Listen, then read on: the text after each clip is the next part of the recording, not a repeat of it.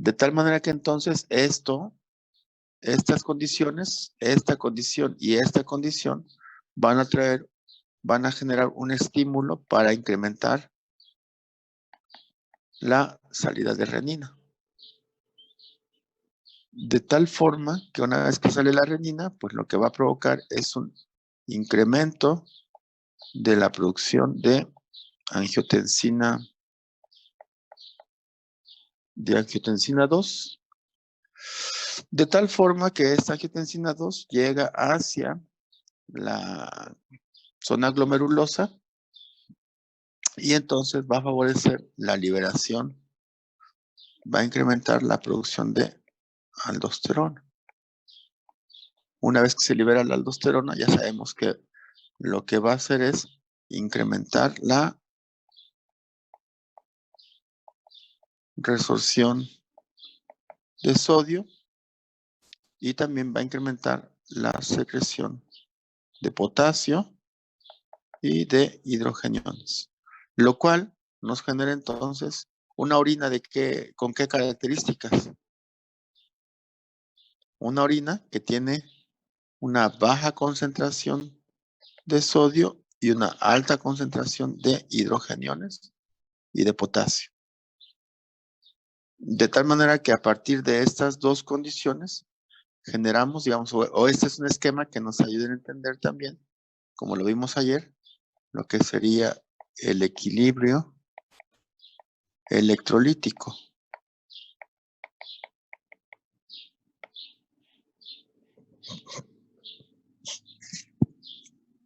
Es parte de lo que ya habíamos revisado el día de ayer, pero lo cambiamos de formato solamente.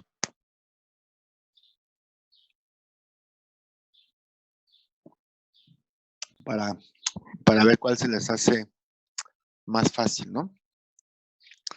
Muy bien. Ahora, ayer también, a partir de esto, entonces estábamos empezando a ver lo que hacía la hormona antidiurética, la ADH.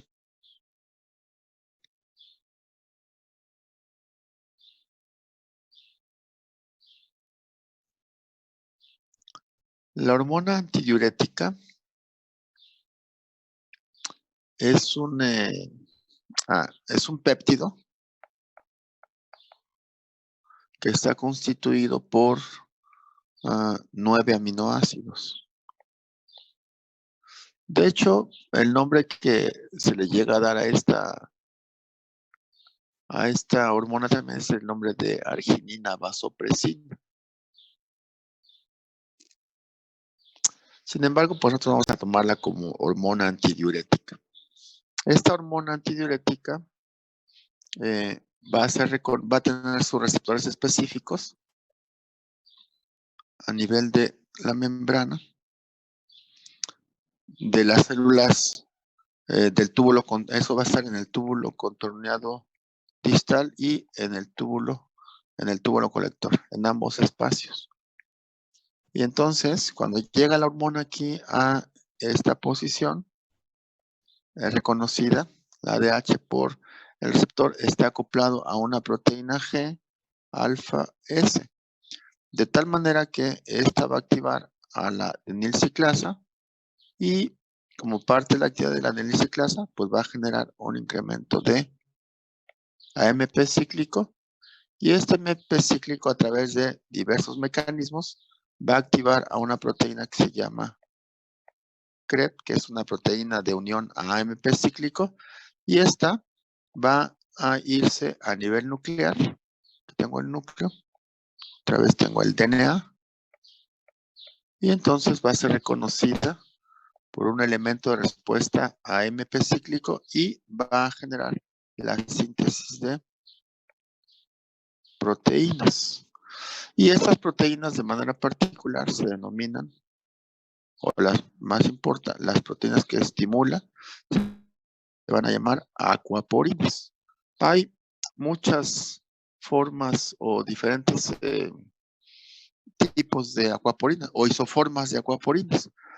Y estas aquaporinas se empiezan a tomar ubicación, una vez que ya se ubican hacia las membranas. tanto en la parte luminal como hacia la parte basal.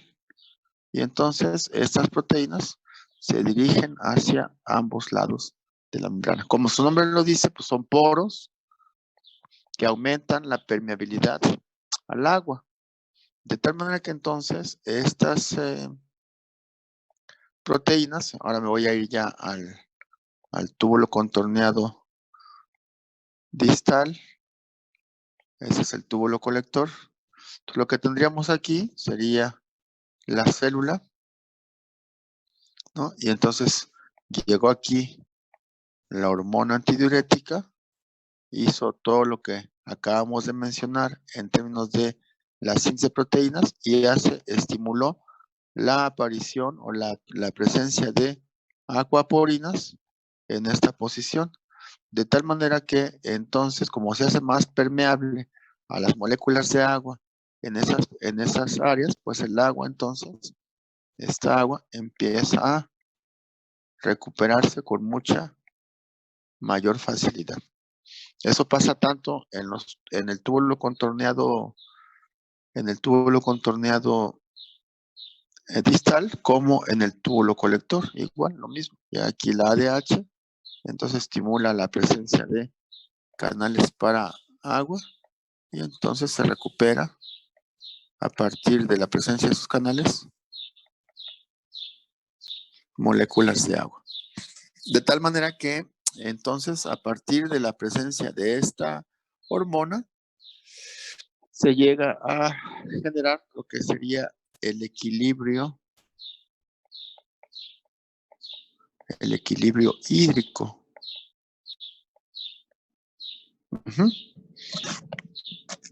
¿Cómo opera el equilibrio hídrico? Bueno, vamos a ver. ¿Cómo opera el equilibrio hídrico? Digamos que ahora lo que tenemos es un déficit de agua. Tenemos un déficit de agua. ¿Qué va a pasar aquí? Bueno, en primera instancia va a disminuir la presión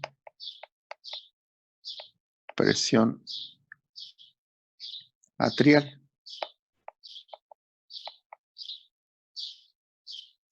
De tal manera que, ahorita vamos a ver. Y después, además, adicionalmente, también va a estar asociada a una disminución de la osmolaridad. La osmolaridad, perdón, va a haber una modificación de la osmolaridad.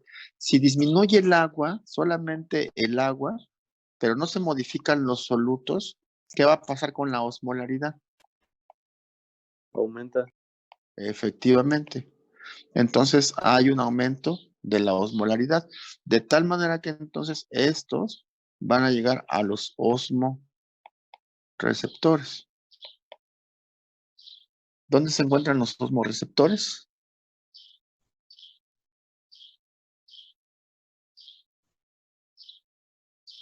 ¿En el hipotálamo? Efectivamente. Entonces aquí tenemos una respuesta doble, si se dan cuenta. Una que sería en la parte atrial y otra en el hipotálamo. De tal manera que entonces estos estímulos van a generar efectos diferentes. Porque tenemos un déficit de agua, entonces estos osmorreceptores van a ir hacia la parte del hipotálamo y van a estimular la secreción de la hormona antidiurética. ¿Cuál va a ser el efecto de esa antidiurética a nivel renal? Pues va a incrementar la producción de aquaporinas y por lo tanto reduce la producción de orina. O reduce, o dicho de otra manera, genera una orina concentrada. Muy Una osmótica. orina concentrada. ¿Perdón? ¿Estamos de acuerdo? Porque reduce la cantidad de agua que se va a ir a la producción de orina. Entonces reduce la producción de orina y genera una orina concentrada o un volumen urinario reducido, también lo podemos decir así. Eso sería un volumen urinario reducido. Y además, esta presión atrial a nivel del hipotálamo también, lo que va a hacer es incrementar el estímulo de la sed. De tal manera que eso pues te obliga a consumir agua. Denme un minuto, por favor, tantito.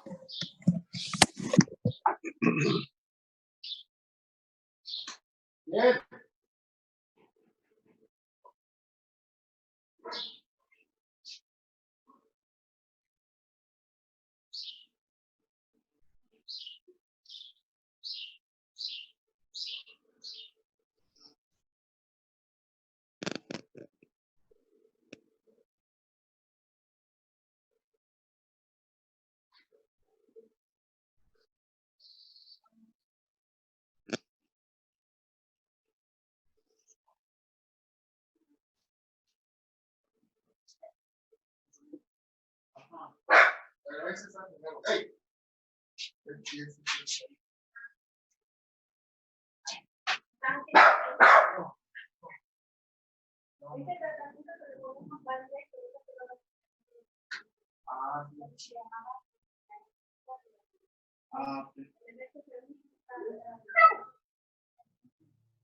Ese está en movimiento constante.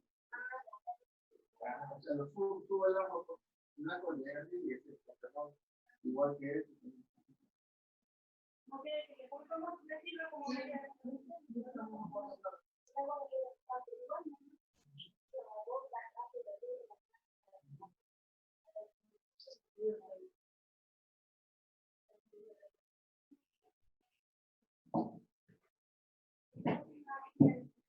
Sí.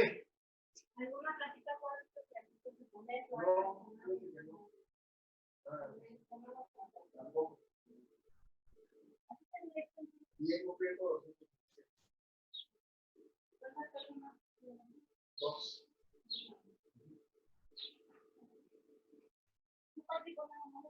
Sí.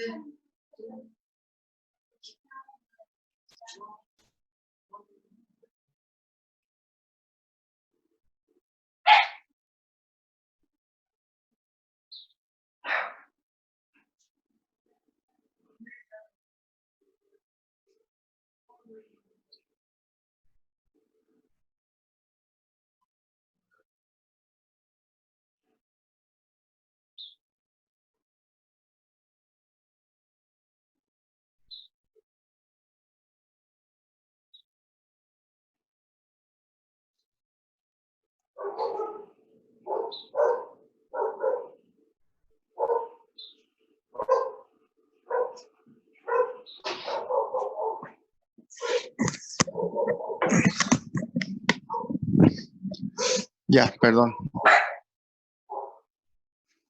¿Andan ahí todavía? Sí, ¿verdad?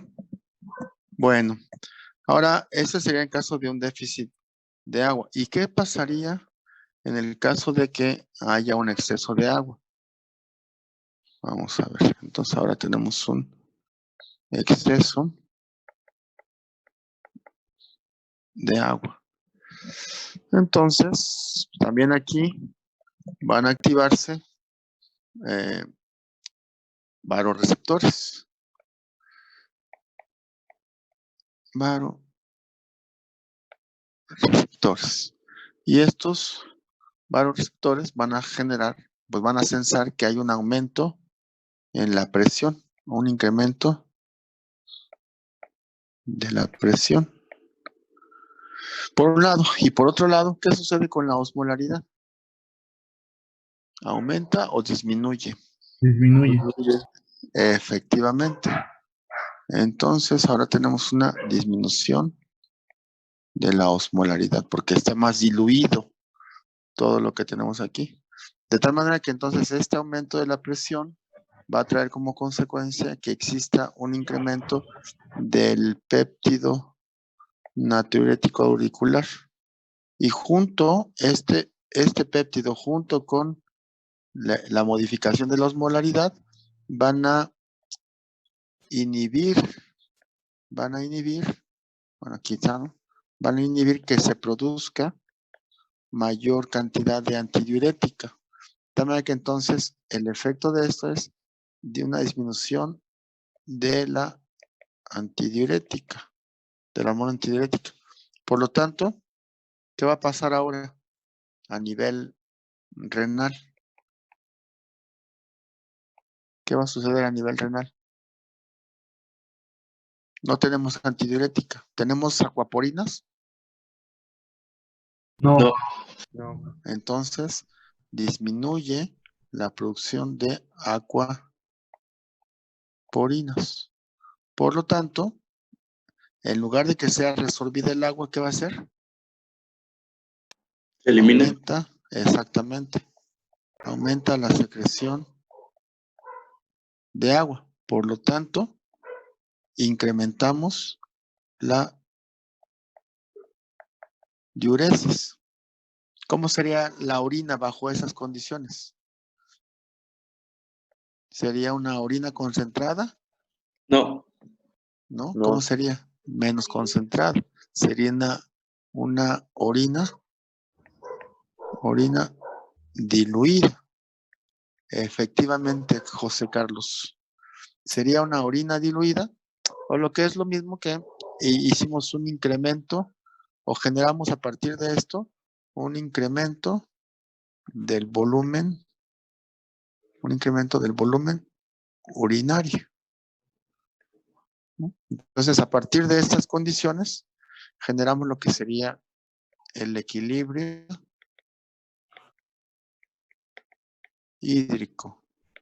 Ahora, vean, si ustedes me van siguiendo aquí, pues no solamente estamos regulando el equilibrio hídrico a partir de esta condición, sino también estamos involucrando la osmolaridad. Y entonces, como involucramos la osmolaridad, digamos que va junto con pegado, van junto con pegado tres condiciones, digamos, ¿no? Bueno, dos condiciones en este momento: el equilibrio hídrico y el equilibrio de la osmolaridad, que van juntos. Solo que en el caso de la osmolaridad también tenemos que incluir lo que sería, por ejemplo, la eliminación o retención de sodio. Y a partir de eso se puede modificar la osmolaridad. De tal manera que entonces hay una integración de esos tres equilibrios. De lo que sería el equilibrio hídrico, sería uno, el equilibrio osmolar y el equilibrio, ¿cuál sería el otro equilibrio que podríamos incorporar aquí? El equilibrio electrolítico. Digamos, para efectos académicos, sí podríamos diferenciar lo que hace el equilibrio electrolítico, ¿no? Que está relacionado particularmente con la concentración de sodio, potasio e hidrogeniones. El equilibrio hídrico estaría relacionado particularmente con la concentración de agua. Y el equilibrio osmolar tendría que ver tanto con la parte de los solutos, la parte electrolítica, y con el agua. Entonces, el osmolar prácticamente integra lo que es el equilibrio hídrico y también integra lo que hace el equilibrio electrolítico. Sí, no sé si me explico con esta condición. Sí. Cuando hablamos de equilibrio osmolar o de la osmolaridad, pues estamos relacionando tanto el equilibrio hídrico como el equilibrio electrolítico. Si lo viéramos por separado, ¿no? El equilibrio electrolítico solamente se refiere a la concentración de sodio, potasio y hidrogeniones, ¿no? La concentración de esos solutos, de electrolitos. Si lo viéramos por el lado del equilibrio hídrico, pues solamente estaríamos hablando de la concentración de agua exclusivamente, ¿no? Y si revisamos el equilibrio osmolar, entonces ahí involucramos los dos equilibrios anteriores, tanto el hídrico como el electrolítico, porque la osmolaridad se genera o se modifica a partir del volumen o de la concentración de solutos osmóticamente activos, ¿no? Entonces, si se refirieran solamente al equilibrio electrolítico, pues ya saben que es el sistema renina-angiotensina-aldosterona que modifica o regula la concentración de sodio, potasio y hidrogeniones. Y si refieren solamente al equilibrio hídrico, pues entonces aquí solamente estaríamos hablando de la antidiurética, que es la hormona que regularía ese equilibrio. Si habláramos del equilibrio osmolar, entonces hablaríamos del sistema renina-angiotensina-aldosterona, de la antidiurética e incluso hasta de el factor natriurético auricular. Prácticamente involucra a los dos equilibrios. ¿Estamos de acuerdo? Sí. ¿Sí? Sí. Muy bien. Sí. Ok. Ahora, vean, una vez que ha pasado por todo este espacio, déjenme, una vez que hemos tenido el paso del filtrado por todo este sitio, pues se nos va a dar la formación de la orina. Es decir, a ver, ya tenemos aquí el paso del líquido por el glomérulo. Aquí teníamos, a ver,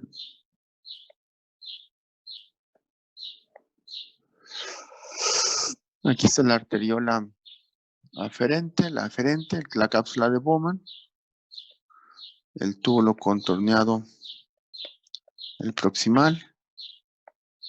Luego teníamos aquí el asa de Henle. Luego teníamos aquí el túbulo contorneado distal, el asa de Henle y